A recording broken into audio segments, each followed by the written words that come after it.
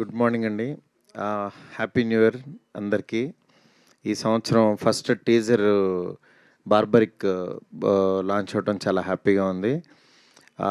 ఈ సినిమాకి నేనేం పర్టికులర్గా పెద్ద ఏం చేయలేదు. బట్ నాటి టీమ్ని జస్ట్ గైడ్ చేశాను అంతే.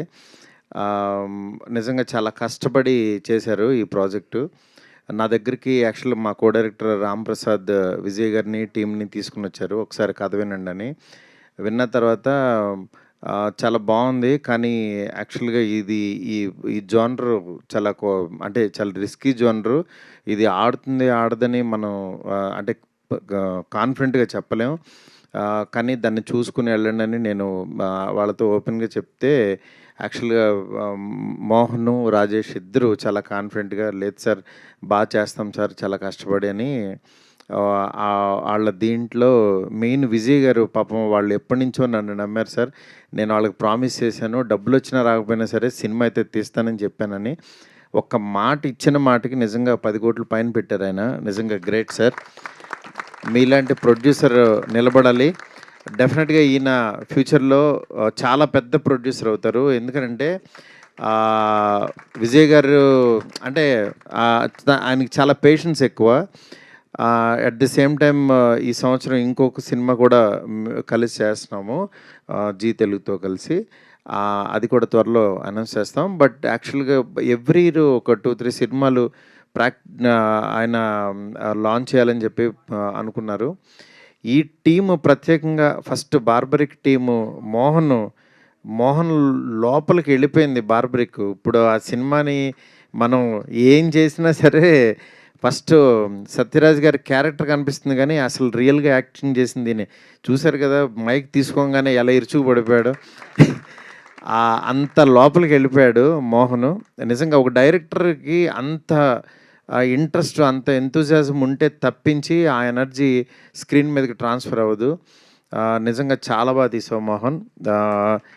నెక్స్ట్ రమేష్ రెడ్డి గారు ఆయన వచ్చారా, రాలేదా? ఆయన సినిమాటోగ్రఫీ ఎక్స్ట్రాడినరీ. నాకు ముందు యాక్చువల్గా చిన్న డౌట్ ఉండేది, ఈ కథ ఎలా వస్తుందో ఏంటంటే. మధ్యలో రష్ చూపిస్తే తీసుకొచ్చేవాడు. నిజంగా చాలా బాగా అనిపించేది. దానికి తగ్గట్టు ఇన్ఫ్యూషన్ మ్యూజిక్ బ్యాండ్ కూడా, ఒక మ్యూజిక్ చేయడం అనేది నాకు తెలిసి ఫస్ట్ టైం ఇది రీసెంట్ తెలుగులో. అలాంటిది వాళ్ళు చాలా మంచి మ్యూజిక్ ఇచ్చారు. ఆ మ్యూజిక్ని మన ఆదిత్య నిరంజన్ గారు, ఆదిత్య మ్యూజిక్ వాళ్ళు ఎంకరేజ్ చేయడం చాలా హ్యాపీ. ఈ టీం అందరికీ పేరు పేరున ఇంకా ఎట్లాగో చెప్పాల్సిన సందర్భం ఉంది. డెఫినెట్గా ఈ సినిమా చాలా కొత్తగా ఉండే సినిమా. అంటే ఒక మైథలాజికల్ పాయింట్లో ఉన్న ఒక క్యారెక్టర్ త్రిబాణాధారిని ప్రజెంట్ జనరేషన్లో ఒక సైక్రియాట్రిస్టు ఒక ముగ్గురు మీద ఆ ఎక్స్పెరిమెంట్ని ప్రయోగం చేస్తే ఎలా ఉంటుందో అనేది చాలా అందంగా రాసుకున్న స్క్రిప్ట్ ఇది.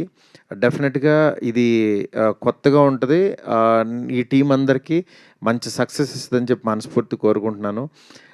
ప్రత్యేకంగా ఫస్ట్ చిన్న సినిమా అంటే ఆయన బాహుబలి చేశారు, చివరికి బార్బరిక్ చేశారు.